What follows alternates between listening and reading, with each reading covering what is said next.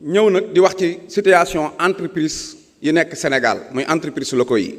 ku ne xam na ne entreprise nationale internationale yi dañuy ñëw Sénégal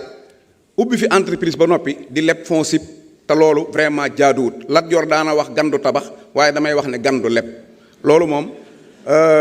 économie patriotique bi nga wax léegi patriote économie bi nga wax vraiment dàqonte na ak fonds yi état yor ñu koy lebal ay entreprises étrangères loolu moom na dakk problème mu sous-traitance tamit dafa am muy jël ab entreprise étranger ñëw sous-traité leen ba pare daw ak xaalis ba nañuy fay entreprise nationale yi ci source ba développement durable gaz am na Sénégal te am na ay doomu Sénégal yoo xam ne mën nañ jël auto essence même pas 2 heures de temps ñu monté ci benn appareil muy dawee gaz def nañ benn station sax fii ci Bargny jàpp naa ne ñooñu ku leen jàppale danañ mën a tijji ay station yu bari te fooy dem 30 000 boo amee 10 000 francs da nga dem mën nañ ko ci dëkk village yi mën ko ci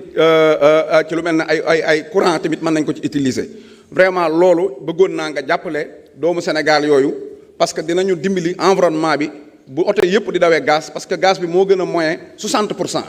bu dee courant tamit moo gën a moyen 60 pour cent donc suñ ko dee def yaakaar naa ne pollution bi dina normal te loolu dafay am résultat ci développement durable su loolu jàllee nag baykat yi ak dëkki kaw yi muy Kajoor ak Bawal ak Siin ak Saalum yaakaar nañ la lool ci li leen të depuis 1960 ba léegi muy aw yoon wuñ jaar maa ngi lay ñaan ni ngay mayee courant yaag Saint Michel dëkki village yi na nga mayee noonu ay yoon dëkki village yi ambila maan yi ak Jakarta maan yi nee na seen mbir ba ñu ko réglé waaye na ànd ak yërmande ak ndànk-ndànk. asalaamaaleykum jërëjëf honorable Bara Ndiaye honorable député Marie